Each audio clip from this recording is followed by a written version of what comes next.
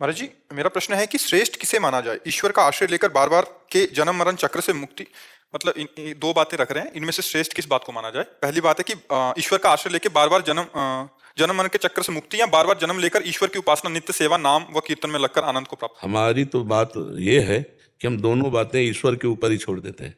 हमारा कर्तव्य क्या, हमें ये देखना है। देवर्षि नारद जी ने भक्ति का स्वरूप वर्णन किया, तदर्पिता अखिलाचारिता तद्विस्मरणेन परम व्याकुलते थे।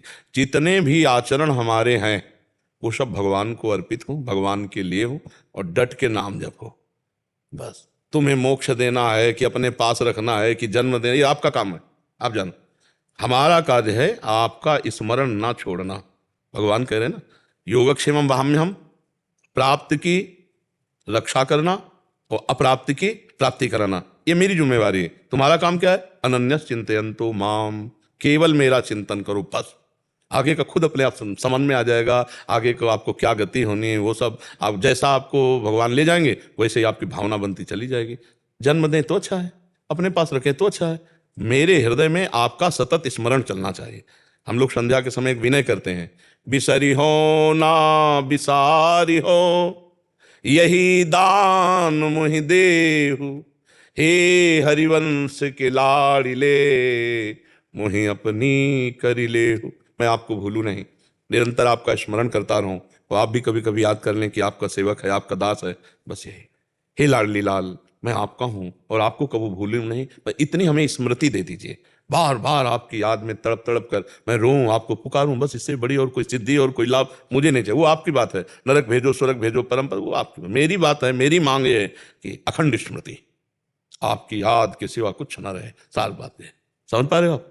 अखंड स्मृति आप तैयार करो, परिणाम तो महामोद में स्वयं भगवान ही है। जो भगवान की स्मृति में मगन, उसको और कोई चाह नहीं रह जाती। स्मृति के अलावा अपने मन में कोई भी कामना नहीं होनी चाहिए। है? उनकी स्मृति के अलावा अपने मन में कोई कामना नहीं होनी चाहिए। हाँ, अगर कामना है भी तो उन्हीं से है, ये भी बात समझ लो। अगर वो स्थिति अभी नहीं प्राप्त है, कामना है तो उन्हीं से है, दूसरे से नहीं। एक भरोसो, एक बल, एक आश, आपसे ही आस, एक विश्वास, एक भरोसो, एक बल, एक आस विश्वास, एक राम घनश्याम हित चातक तुलसीदास। जैसे चातक स्वाति बूंद से ही केवल प्रेम करता है, ऐसे ही हम केवल अपने प्रभु का दिया हुआ ही प्रसाद पाए।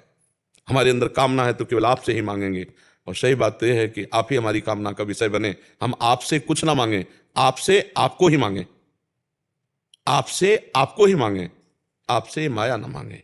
ऐसी हमारे अंदर ज्ञान वृत्ति दे दो प्रभु कि आपको सिर्फ चाहें, आपको ही चाहें, सिर्फ आपको ही चाहें। यह है प्रेम लक्षणा भक्ति।